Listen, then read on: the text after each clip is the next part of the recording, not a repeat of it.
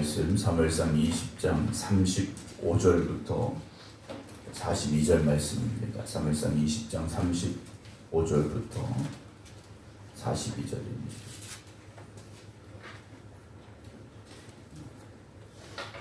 아침에 요나단이 작은 아이를 데리고 다윗과 정한 시간에 들러나가서 아이에게 이르되 달려가서 내가 쏘는 화살을 찾으라 하고 아이가 달려갈 때 요나단이 화살을 그의 위로 지나치게 쏘니라. 아이가 요나단이 쏜 화살 있는 곳에 이를 즈음에 요나단이 아이 뒤에서 외쳐 이르되 화살이 네 앞쪽에 있지 아니하냐 하고 요나단이 아이 뒤에서 또 외치되 지체 말고 빨리 다름질하라 하며 요나단의 아이가 화살을 주워 가지고 주인에게로 돌아왔으나 그 아이는 아무것도 알지 못하고 요나단과 다윗만 그 일을 알았더라. 요나단이 그의 무기를 아이에게 주며 이르되 이것을 가지고 성읍으로 가라 하니 아이가 가매 다윗이 곧 바위 남쪽에서 일어나서 땅에 엎드려 3번 절한 후에 서로 입 맞추고 같이 울되 다윗이 더욱 심하더니 요나단이 다윗에게 이르되 평안히 가라.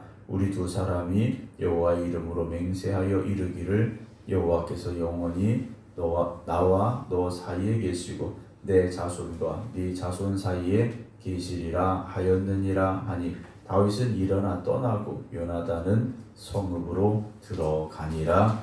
아멘. 하나님의 크신 은혜는 오늘도 주님 앞에 나와 예배드리는 우리 모든 성도 여러분들과 온라인으로 예배드리고 계신 박성준 집사님, 김유아 권사님, 김준문 장로님, 박정순 권사님, 임승자 집사님, 김효 권사님, 박용여 권사님, 반기옥 장로님, 김건호 권사님, 안친환 권사님, 김성자 권사님, 강용순 권사님, 정훈 권사님이 함께 하시고 주님의 이름으로 축원합니다. 어제 송은석 집사님께서 그 신장 조영수를 받으셨습니다. 가슴이 좀 답답하시고 좀 이제 병원에 가셔야 될 상황이 돼서 응급으로 조영수를 받으셨는데요. 스텐트 시술은 하지 않아도 된다고 했는데 계속 약을 드셔야 되는 그런 상황인 것 같습니다. 오늘이라 내일 퇴원해서 오실 텐데 위해서 기도해 주시기를 부탁을 드립니다. 이제 다윗과 요나단이 사울이 다윗을 죽이려 하는 상황 가운데서 다윗을 살리고자 하는 사울의 아들 요나단의 노력과 또 그들 사이의 우정, 또 슬픔을 이제 말씀을 통해서 계속 보고 있습니다. 요나단이라는 이름의 뜻은 하나님께서 주셨다라는 뜻을 이제 가지고 있는데요. 요나단은 그 당시 왕인 사울의 아들이죠. 왕의 아들, 즉 왕자. 그리고 왕을 이어갈 수 있는 어떤 권리가 있는 사람이 바로 이 요나단이었을 것입니다. 근데 요나단은 내가 가지고 있는 이 모든 것이 결국 하나님이 주신 것임을 고백하고 있다라는 것을 그가 말하지 않아도 그의 말과 또 그의 행동 속에서 우리가 발견할 수 있게 되죠. 우리가 어떤 사람을 보게 되면 말은 참 그럴듯하게 하게 되는데 그의 행동에서는 그 말과는 전혀 다른 모습들을 만날 때가 있습니다. 또 어떤 사람은 말은 별로 하지 않지만 그의 행동을 통해서 그의 생각이든 또 그의 마음가짐이든 그가 가고자 하는 길이 어디인가를 또 보여주는 경우도 있습니다. 믿음의 사람들은 말을 많이 해서가 아니라 정말 우리 행동 하나하나 또 우리의 삶에 걸어가는 그런 발걸음 한 자리 한 자리를 통해서 우리가 하나님의 자녀 되어지고 또 하나님의 백성임을 증거할 수 있는 그런 삶이 되어져야 됩니다. 우리가 말로만 아무리 외쳐도요, 그 말로 외치는 것은 아무런 의미가 없습니다. 정말 우리의 삶을 통해서 진정한 하나님의 자녀다운 삶의 모습들이 드러날 수 있는 오늘 되시기를 먼저 주님의 이름으로 축원합니다. 이제 다윗과 요나단이 약속한 대로 사울이 다윗을 죽이려 하는가에 대한 대답을 요나단이 오늘 다윗에게 해주게 되는데요. 여기에 나간 요나단의 마음이 어땠을까요? 어제 우리가 함께 나눴던 33절, 34절 말씀을 다시 보면 사울이 요나단에게 단창을 던져 죽이려 한지라 요나단이 그의 아버지가 다윗을 죽이기로 결심한 줄을 알고 심히 노하여 식탁에서 떠나서 그 달의 둘째 날에는 먹지 아니하였으니 이는 그의 아버지가 다윗을 욕되게 하였으므로 다윗을 위하여 슬퍼했다라고 되어 있습니다. 요나단은 슬픔을 가지고 그 자리에 나가고 있죠. 보통의 사람이라면 사울이 다윗을 죽이려 할 때 요나단의 입장이라면 아버지의 뜻에 따르는 게 맞습니다. 다윗이 죽어야 자기가 왕이 되기 때문이죠. 세상에서는 다른 사람들을 딛고 올라서야 성공한다라고 말하고 또 실제 그런 삶들이 우리에게 펼쳐지고 있습니다. 그런데 요나단은요, 그런 생각을 가진 것이 아니라 하나님께서 다윗을 택하셨고 또 다윗이 아버지 사울 왕에게 죽임을 당할 만한 어떠한 잘못된 일도 없었음을 너무나도 잘 알고 있기에 다윗을 죽이려는 아버지의 마음을 확인하고 들러 나가게 되죠. 그 마음은 아마도 너무나 슬퍼했을 것이다. 우리가 어제 읽었던 34절 마지막에 다윗을 위하여 슬퍼함이라는 이 슬픔이 요나단의 마음속에 계속 있었을 것이다. 우리가 생각을 할 수 있겠죠. 그래서 오늘 35절에 아침에 요나단이 작은 아이를 데리고 다윗과 정한 시간에 들로 갑니다. 그리고 아이에게 이르되 달려가서 내가 쏘는 화살을 찾아라 하고 아이가 달려갈 때 요나단이 화살을 그의 위로 지나치게 쏘았죠. 다윗과 약속한 거지 않습니까? 화살을 지나치게 멀리 쏘게 된다면, 그리고 화살이 내 앞쪽에 있다라고 외치게 된다면 아버지 사울이 다윗을 죽이려고 하는 것이 분명해졌음을 알리는 그런 신호였죠. 그래서 요나단이 다윗과 약속한 대로 화살을 멀리 쏘게 됩니다. 아마도 요나단의 마음에는 화살을 그렇게 멀리 쏘고 싶지 않았겠죠. 자기 아버지가 다윗을 죽이려 한다는 것이 잘못된 소식이었음을, 잘못된 생각이었음을 확인하고 싶었을 겁니다. 그런데 다윗을 죽이려는 아버지의 마음이 결심이 선 것을 보았고 자기를 향하여도 단창을 던지려 했던 아버지를 보면서 요나단은요 아마 눈물을 흘리면서 그 화살을 쏘았을 겁니다. 38절에 요나단의 아이 뒤에서 또 외치되 지체 말고 빨리 다름질하라 하며 요나단의 아이가 화살을 주어가지고 주인에게로 돌아왔죠. 지체 말고 빨리 다름질하라. 아이에게 외치는 소리였지만 다윗에게 외치는 요나단의 마음이었을 것입니다. 우리 아버지가 너를 죽이려 하고 있으니까 지체하지 말고 여기 있지 말고 빨리 도망쳐라. 요나단은 외치고 있는 것 같습니다. 하지만 이것을 이 아이는 아무것도 알지 못하죠. 단 요나단과 다윗만 그 일을 알았더라라고 39절에 기록이 되어져 있습니다. 아까도 말씀을 드렸습니다만 요나단은 자기 아버지가 왕입니다. 그런데 왕의 아들로서의 자기의 어떤 자리를 지키려 하는 사람도 아니었고 다윗을 죽임으로 나에게 유익한 것이 무엇인가를 생각하는 계산적인 사람도 아니었더라는 것이죠. 어찌 보면 하나님을 두려워하고 있음을 우리가 요나단의 이 모습을 통해서 보게 됩니다. 오늘도 우리가 세상의 것을 두려워하고 또 세상의 것에 욕심내기보다는 하나님을 두려워하고 하나님의 은혜를 더욱 사모할 수 있는 그런 믿음이 우리에게 필요하지 않을까 생각을 해보게 됐죠. 자, 아이를 돌려보내게 됩니다. 40절에 요나단이 그의 무기를 아이에게 주며 이르되 이것을 가지고 성읍으로 가라. 41절 아이가 가매 다윗이 곧 바위 남쪽에서 일어나서 이 모든 상황을 다윗도 이제 다 보고 있었지 않습니까? 땅에 엎드려 3번 절한 후에 서로 입맞추고 같이 울되 다윗이 더욱 심하였다라고 되어 있습니다. 다윗이 요나단이 자기에게 알려준 이 상황을 듣고 지금 그냥 갈 수도 있었겠죠. 그런데 요나단 앞에 나와서 땅에 3번 엎드려 절했다라고 되어 있습니다. 요나단의 이 마음이요 다윗에게는 너무나도 감사한 거죠. 너무나도 감사한 겁니다. 아버지가 나를 죽이란다는 걸 알려준다는 것 쉽지 않은 결정이고, 왕자인 요나단이 자기를 살린다라는 것 쉽지 않은 결정이었음을 다윗도 너무 잘 알고 있다라는 거죠. 우리가 누군가에게 은혜를 입었을 때, 누군가의 도움을 받았을 때 우리가요 그 감사함을 정말 소중하게 생각해야 됩니다. 당연한 건 없습니다. 여러분, 당연한 건 아무것도 없어요. 누군가가 나에게 호의를 베풀고 또 사랑을 주고 도움을 줄 때 여러분 그것에 대해서 감사하는 마음을 가지시기 바랍니다. 내가 뭐 당연히 사랑받아야 되고 당연히 도움받아야 되고, 여러분 그런 건 없습니다.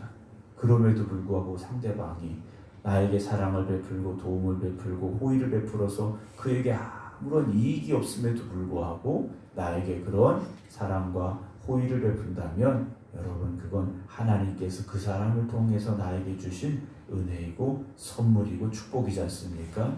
하나님께서 그렇게 하신 것에 대해서 감사할 수 있어야 되고, 그렇게 나에게 사랑을 베풀어주는 사람을 향하여 우리도 그와 같은 마음을 가지고 대할 수 있어야 됩니다. 근데 요즘 세상이 어떻습니까? 내가 받는 건 당연하다라고 생각을 합니다. 그러나 우리가 그런 세상 속에 살지라도 요나단과 같은 마음을 가지고 다윗을 대할 수 있어야 되고, 다윗과 같은 마음을 가지고 또한 요나단을 대할 수 있는 그런 마음을 우리가 회복해야만 하겠죠. 3번 절했습니다. 3번 절했다라는 것은 상대방에 대해서 자신이 할 수 있는 최고의 존경과 감사를 담은 표현입니다. 그리고 서로 입맞추고 되어 있어 서로 끌어안는 거죠. 그리고 같이 울었다라고 되어 있습니다. 다윗도 울고 요나단도 울었다라는 거죠. 다윗은 요나단의 마음을 보니 울음이 날 수밖에 없고, 요나단도 다윗을 보니 울음이 날 수밖에 없었지 않습니까? 사랑하는 성도 여러분, 함께 신앙생활하는 우리가 서로의 마음을 이렇게 아릴 수 있다면 같이 울어줄 수 있고 같이 기뻐할 수 있지 않겠습니까? 교회는 그런 곳이 되어져야 됩니다. 서로의 마음을 깨달아 알고 서로를 위해 울어주고 서로로 인하여서 기뻐할 수 있는 자리, 그곳이 바로 하나님이 세워주신 우리 생극교회가 되기를 주님의 이름으로 축원합니다. 이렇게 같이 우는데 다윗이 더 심했어요. 왜 심했을까요? 사울왕이 나를 죽이려 한다는 것이 분명해졌으니까 더 울었을까요? 아마 제가 보기에는 요나단을 생각하면 더 눈물이 났을 것 같습니다. 자, 이렇게 이들이 상황을 확인한 후에 마지막 42절 보면 요나단이 다윗에게 말하죠. 평안히 가라라고 말합니다. 샬롬이라고 말합니다. 이 샬롬은요, 사람이 줄 수 있는 평안이 아닙니다. 이 샬롬이라는 것은요, 하나님이 주셔야만 이루어질 수 있는 평안을 말하는 거죠. 요나단은 다윗에게 하나님께서 주시는 평안이 있기를 축복하고 있습니다. 오늘 저와 여러분들 가운데도 하나님이 주시는 이 샬롬의 평안함이 있기를 주님의 이름으로 축원합니다. 우리 두 사람이 여호와 이름으로 맹세하여 이르기를 여호와께서 영원히 나와 너 사이에 계시고, 다윗과 요나단 사이에는요 그들의 고백 속에서 빠지지 않는 것이 무엇입니까? 우리 사이에 하나님이라는 고백입니다. 사람과 사람 사이에요 인간적인 관계가 잘 될 수 있죠. 서로의 어떤 상호의 이익의 관계, 주고받는 관계, 또 친한 관계, 이것으로도 잘 유지될 수 있겠죠. 그러나 그 사이에 하나님이 계셔야 됩니다. 목사와 성도 사이에도 하나님이 계신 관계가 되어져야 되고, 성도와 성도 관계 사이에서도 하나님이 계신 관계가 되어져야 되고, 남편과 아내 사이에도 하나님이 계신 관계가 되어져야 되고, 부모와 자식 간에도 하나님이 계신 관계가 되어져야 됩니다. 그 관계가 깨어진다면, 하나님이 그 관계 속에 계시지 않는다면 여러분 그 관계가 어떤 모습이 될 것인가 우리는 너무나도 잘 알고 있지 않습니까? 요나단과 다윗은 서로 약속하는 겁니다. 여호와께서 영원히 나와 너 사이에 계시고 내 자손과 네 자손 사이에 계시리라 하였느니라 하니, 다윗은 일어나 떠나고 요나단은 어디로 갑니까? 성읍으로 돌아가죠. 그 성읍에 누가 있습니까? 아버지 사울이 있는 곳이죠. 우리 생각에는 요나단도 다윗과 같이 갔었으면 이라는 생각을 가지게 되지만 요나단은 묵묵히 자기가 있어야 될 자리로 들어가게 되죠. 그리고 나중에 결국 어떻게 됩니까? 요나단은 죽게 됩니다. 죽게 된다라는 거죠. 사랑하는 성도 여러분, 요나단은요 아버지 사울이 두려운 것이 아니었습니다. 하나님이 두려운 사람이었다라는 것이죠. 오늘도 저와 여러분들이 요나단과 같은 사람들이 될 수 있다면, 우리가 요나단과 같은 마음을 가질 수 있다면 얼마나 좋을까라는 생각을 해보게 됩니다. 물론 세상에 자기 욕심 부리지 않고 다 내려놓고 산다는 것이 얼마나 어려운가 우리는 잘 알고 있습니다. 세상 사람들 보기에는 바보 같을 수도 있겠죠. 그러나 우리가 정말 하나님이 기뻐하시는 삶이라면 요나단과 같은 그런 마음을 가지고 요나단과 같은 삶을 살아갈 수 있는 오늘 이 하루가 되어지시기를 주님의 이름으로 축원합니다. 기도하겠습니다. 사울이라는 왕의 아들이었고, 그리고 사울 이후에 왕이 될 수도 있는 요나단이었습니다. 그러나 그는 자기의 자리에 연연하는 사람이 아니었고, 세상의 욕심을 쫓아가는 사람이 아니었고, 하나님의 뜻이 어디에 있는지를 분별할 수 있는 믿음의 사람이었고, 그리고 그 하나님의 뜻을 이루어가기에 자신의 것도 내려놓을 수 있고 포기할 수 있는 사람이었음을 우리가 말씀을 통해서 보게 됩니다. 다윗에게 요나단이 없었더라면 다윗은 어떤 사람이 될 수밖에 없었을까? 어떤 처지에 처할 수밖에 없었을까? 우리가 생각해 보게 됩니다. 오늘 기도드리는 우리가 누군가에게 요나단과 같은 사람들이 될 수 있기를 주님 앞에 간절히 고백하며 기도드립니다. 우리가 있는 그곳에서 요나단과 같은 마음을 가지게 하여 주시옵시고, 요나단과 같은 삶을 살아갈 수 있게 하여 주시옵소서. 그래서 오늘도 하나님이 주시는 은혜 가운데서 우리가 가야 될 믿음의 길을 온전히 걸어가게 하여 주시옵시고, 먼저 하나님의 뜻이 우리의 삶을 통해서 이루어질 수 있기를 애쓰고 힘쓰는 저희들이 되게 하여 주시옵소서. 송은서 집사님 어제 심장 조영술 받았습니다. 위험한 결과가 아니었음을 감사를 드립니다. 앞으로도 건강할 수 있도록 하나님 은혜 위에 은혜를 더하시고 강건하게 하여 주시옵소서. 특별히 질병 가운데 있는 성도들을 위하여 이 새벽에 간절히 하나님 앞에 간구하며 기도드립니다. 질병으로 고통당하는 가운데 있지만 하나님을 향한 믿음으로 오늘도 깨어 기도드리는 성도들, 또 하나님께서 함께 하시는 믿음으로 살아가는 저들 주님 기억하여 주시옵시고, 주님께서 치료하여 주시옵시고 회복시켜 주시옵시고 강건하게 하여 주시옵소서. 이제는 우리 주 예수 그리스도의 은혜와 아버지 하나님의 무한하신 사랑하심과 성령님의 감동 감화 교통하심이 오늘도 하나님의 말씀 앞에 바로 서서 하나님이 기뻐하시는 믿음의 삶으로만 살아가겠습니다 결단하며 기도드리는 모든 성도들 위해 이제부터 영원토록 함께 하시기를 간절히 축원하옵나이다. 아멘.